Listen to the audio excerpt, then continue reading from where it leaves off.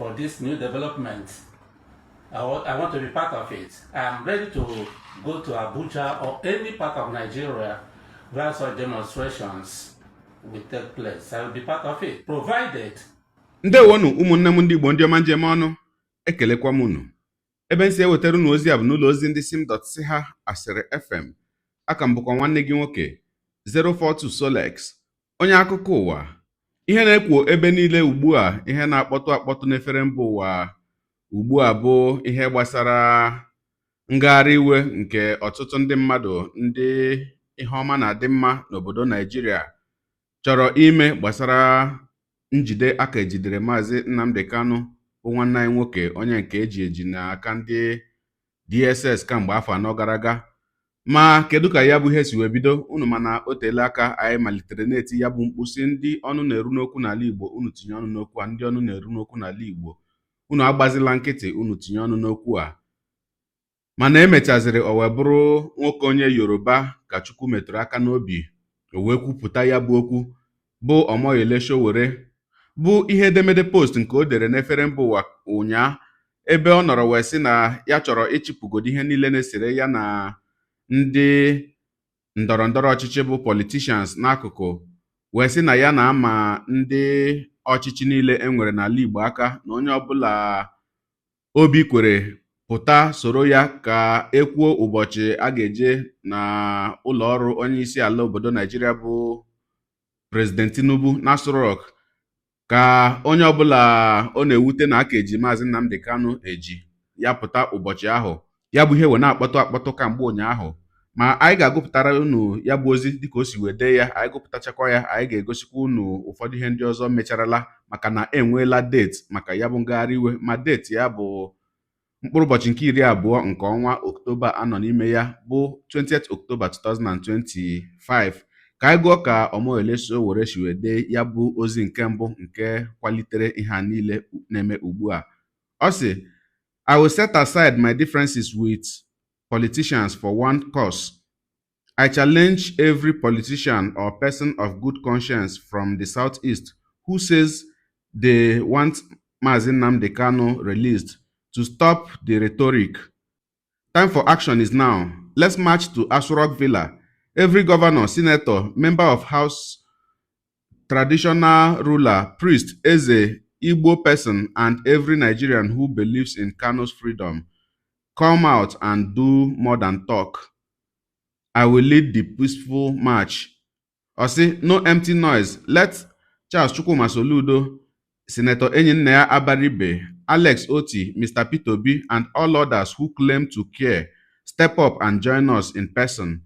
We go together peacefully, legally, and visibly to demand justice and an end to Mazi Nnamdi Kanu's persecution. Free Mazi Nnamdi Kanu. Chineke nna ekele dịrị gị.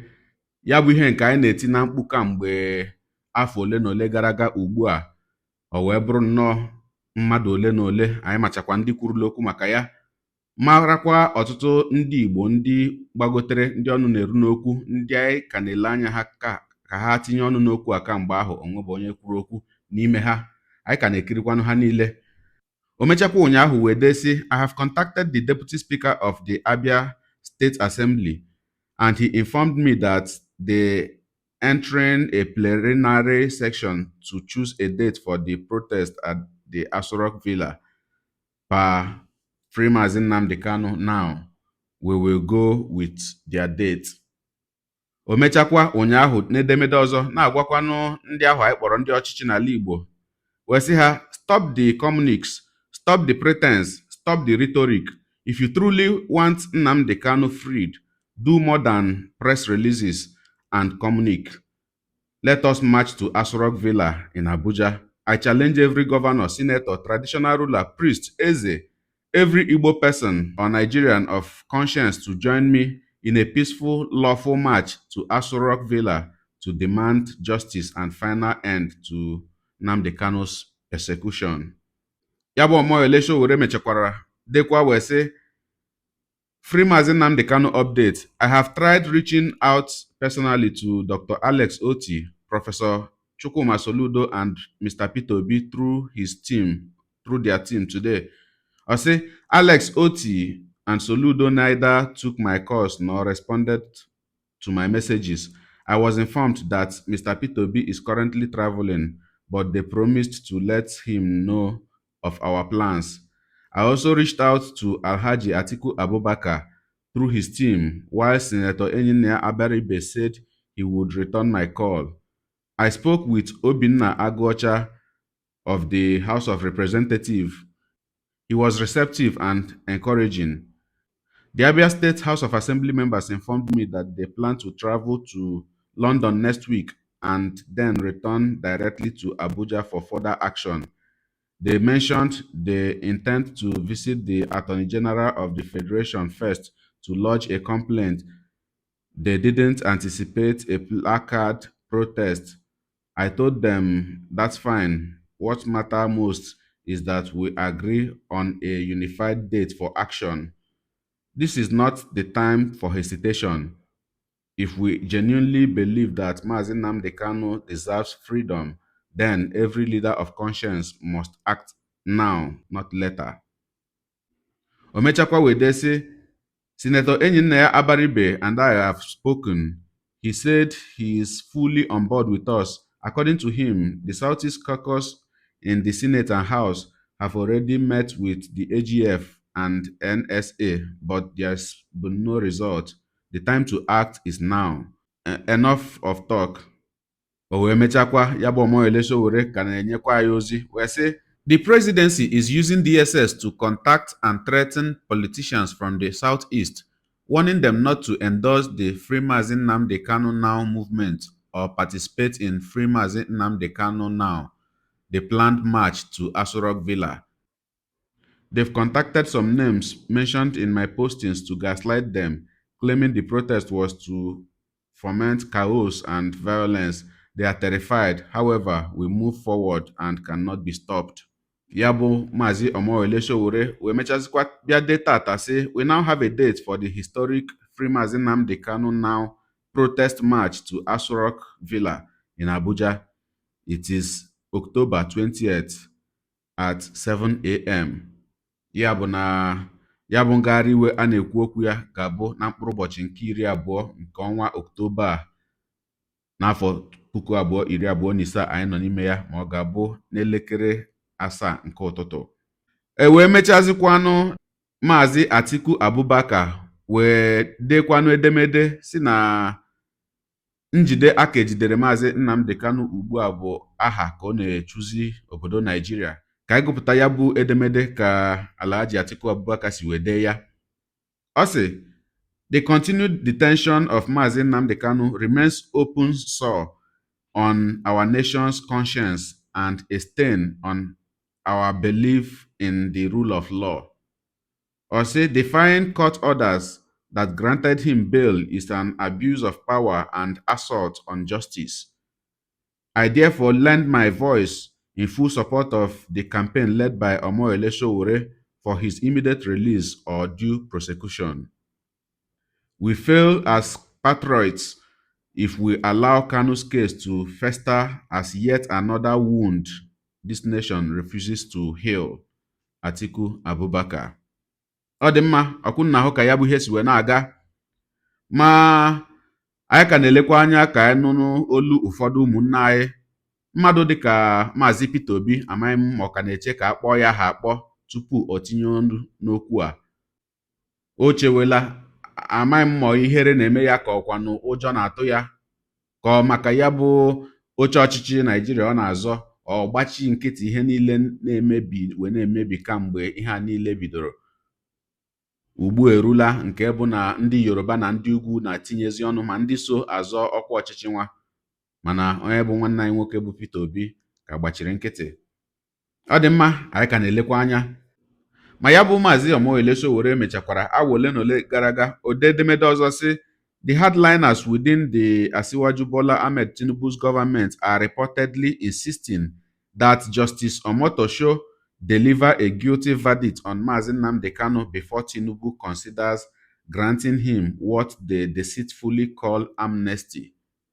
Ihe ọ na-egosi ebe a bụ na ọtụtụ ndị mmadụ na gọọmenti Tinubu na-agbado ụkwụ wee na-agba mgba na-agbasi mgba ike ka onye ya bụ okwu dị n'aka ugbu a bụ Justice Omotosho ka ọ maa Maazị Nnamdi Kanu ikpe, ka ọ sị na ikpe amaala ya na a ga-atụ ya nga, ka a nọrọzịa n'elu nke ahụ ka Tinubu wee sịzịa na ya jizi ikikere ya nwere dịka onyeisi ala obodo bụ prezident ka ya gbaghaziara ya na ya enyela ya pardon nọ ihe ha na-akpa nkata ime ugbu a. Ma onye makwanụ mgbe ha chọrọ ime nke a, onye ma maọbụ na mkpụrụ ụbọchị nke 16 bụ 16th of October a sị na a ga-etinyekwa ya bụ okwu ọnụ ma ọ bụrụ na ndị Nigerian Medical Association achịta akwụkwọ ọnwa a sị ha chịta n'ụlọ ikpe. Ma tupu enweta deeti a, mgbe ndị ọkaiwu Maazị Nnamdi Kanu gachara n'ụlọ ikpe wee pụta ụnyaa, o nwere otu ihe onyonyo nke nwanne anyị nwoke bụ onyeisi ndị Movement for the Emancipation of Sovereign State of Biafra bụ MASSOB n'aha nkenke bụ Chief Raf Ụwazurike zipụtara ebe ọ nọ wee gosi nkwado ya, wee sị na ebe ọbụla a chọrọ ịga wee mee ngosi na obi adịghị ha mma nke na-ebughị ọgbaghara, na ya ga-eso n'ihe gbasara ntọpụ Maazị Nnamdi Kanu. Ogologo kwa dị mmanụ ka mgbede ka anyị nyoo anya n'ihe onyonyo nke ahụ ma nụrụ ka ya bụ Chief Raf Ụwazurike si wee tinye ọnụ n'okwu a. Ka m pụtakwanụ. I've listened to the court appearance of Nnamdi Kanu today and listened to the representations made by his lawyers, and which to say that I want to be part of any peaceful demonstration in Abuja or anywhere in Nigeria for the release of Nnamdi Kanu. I personally reached out to Barrister Lawyer Ejimako long ago, telling him that I would want to be one of the witnesses, defense witnesses to Nnamdi Kanu. Recently, just about last week, I reminded him of my desire to be one of the defense witnesses to Martin Nnamdi Kanu. You can ask Lawyer Ejimako. I told him. So, for this new development, I want to be part of it. I am ready to go to Abuja or any part of Nigeria where such demonstrations will take place. I will be part of it, provided it is anchored on non-violence, peaceful protest. I will be there, and I mean it. I will personally be there. This is not all about Nnamdi Kanu. This is about Ndị Igbo. If anybody thinks that Nnamdi Kanu is being humiliated today, no. It's Ndị Igbo that are being humiliated. It's not about Nnamdi Kanu. There's nothing like terrorism, this and that. Nothing like that. When my men were being killed in the streets of Southeast, were they terrorists? What did they do? When Nnamdi Kanu, when Ojukwu was declared to be arrested by DSS, simply because he said he supported Ụwazurike, he was given a one-way ticket, economy class, to Abuja. What did he do? It was just to humiliate Ndị Igbo by commanding our leader, Ojukwu, to proceed to Abuja on a one-way ticket, economy class. So all these things, I know them very well. It has got nothing to do with Nnamdi Kanu. It has to do with Ndị Igbo. To tell us that we don't matter in Nigeria and that we could be treated anyhow. If you talk of terrorism charge or whatever, how can you be negotiating with terrorists from another tribe, one tribe, and keeping into prison terrorists from another tribe? Where's the justice? So it has nothing to do with Nnamdi Kanu. It has to do with the injustice rooted in Nigeria against Ndị Igbo. That is why I will be there. That's why I will be there. It could be anybody else. It could be anybody else. It has nothing to do with Nnamdi Kanu, terrorism, blah, blah, blah. Nothing. It has everything to do with Ndi Igbo. The situation of Ndi Igbo in Nigeria, the humiliation of Ndi Igbo in Nigeria, and everybody is affected. We have to do this because of the future of our children. I will be there. Thank you. Ọkwa ikirichala ya bụ ihe onyonyo ma ihe ọzọ dịkwa ka ibe ya na-arịọ ụmụnne m ndị Igbo onye ọbụla mara na ya hụrụ Maazị Nnamdi Kanu n'anya ugbu a bụ oge ị ga-egosi ya bụ ịhụnanya ị nwere n'ebe ọ nọ. Ugbu a ka ị ga-egosi na ị hụrụ ya bụ Maazị Nnamdi Kanu n'anya ma ị chọkwaranụ ka ọ pụta ebe ahụ ma ka o nwee ọgwụgwọ ka ọ lachieta azụ na mmadụ, maka na nwoke na-agbada agbada, nwoke na-agbatu agbatu, mana Chineke nna chekwaba ya ma jide ya aka. wee na-asị onye ọbụla o kwere, onye ọbụla ganwuru gawa Abuja, maka ndị niile kamgbe ihe a niile na-ekwo, ndị a niile bụ keypad warriors bụ gbawawo na comment section kọwa ọnụ, ma ndị na-akwado ndị DOS ma ndị na-akwado ndị Simon Ekpa ha ma ndị na-akwado ndị Masob. Asị m onye ọbụla oge erula mgbe onye ọbụla ga-edowe ihe ọbụla na-esere unu, tinye aka, tinye olu gị, gawa Abuja ma ọ bụrụ na ị hụrụ Maazị Nnamdi Kanu n'anya, maka ndị na-anọrọ ebe ha nọ, ndị na-aka ọnụ, onye nọrọ na be ya ma ọkwa n'ebe ọbụla sọrọ ya, ọ na-ede inyo na ọ bụ ụmụnne Nnamdi Kanu bụ ihe rapụtara ya, na ọ bụ ụmụnne ya bụ ihe jụrụ na ọ pụtabeghị, na ọ bụ nwunye Nnamdi Kanu mere nke a mee nke ọzọ, na ọ bụ ndị ọkaiwu Maazị Nnamdi Kanu mekọrọ nke a wee mee nke ọzọ, na ọha ji na Maazị Nnamdi Kanu apụtabeghị. Ndị ahụ niile na-anọrọ ebe ha nọ wee na-akagbu wee na-akatọ ndị niile gbara Nnamdi Kanu okirikiri bụ ndị na-enyede aka, ndị na-etinye ọrụ ka ahụ na Maazị Nnamdi Kanu pụtara. Ndị ahụ niile bụ ịkatọ ndị na-agba mbọ bụ ihe ha na-arụ. Oge erula mgbe a chọrọ ịhụ unu niile na Abuja. Anyị chọrọ ịhụ unu niile na Abuja. Onye ọbụla o metụrụ n'obi ka Maazị Nnamdi Kanu pụta, oge erula mgbe ị ga-egosi ya. Ma ị bụ onye ukwu, ma ị bụ onye nta, ma ị bụ onye ọchịchị, ma ị bụghị onye ọchịchị, ma ị bụ eze, ma ị bụ kanselọ, ma ị bụ prezident jeneral obodo, nke ọbụla ị bụ, gawa na Abuja ka ị gaa gosi nkwado gị na ịhụnanya gị nye nwanne anyị nwoke bụ Maazị Nnamdi Kanu na mkpụrụ ụbọchị nke 20 nke ọnwa Ọktoba bụ 20th October 2025. Ọ dị mma ka njedebegodi ebe a. Gị onye na-egere akụkọ ụwa m, ịmara nletu anyị si eme ya, denyere ebumnuche gị otu isi hụ ya bụ ihe nke ikiriri ugbu a na ngalaba okwu ka mara uche gị n'ihi na uche onye adịghị ya njọ. Daalụkwa gị na-eso ebere esonye. Ekelekwa gị wee na-asị gị jide ka iji. Onye asị ya jide ka o ji, ịmara na nke o ji kacha mma. Ekpere mbụ na Chineke nna ga na-anọnyere gị ọpụpụ gị na mbata gị, na-etinyere gị aka n'ezi ihe niile nke ị na-eme. Gị taa bụkwanụ mbụ ị na-ahụ ihe onyonyo anyị. Asị gị nnọọ.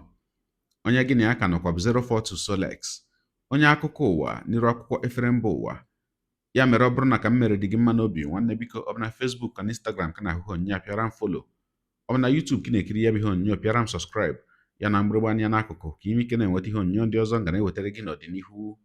Igbo ndị ọma njem ọnụ, Igbo mụrụ nze m ọzọ, ekelekwa m unu wee na-asị na ọ ga na-adịrị unu niile mma o. Ise ngwanụ tụsawara m ihe onyonyo a na-atụsara m ya bụ ihe onyonyo na-apịrị maka na share button ya mara gị mma onye nke m. Udo dịrị unu.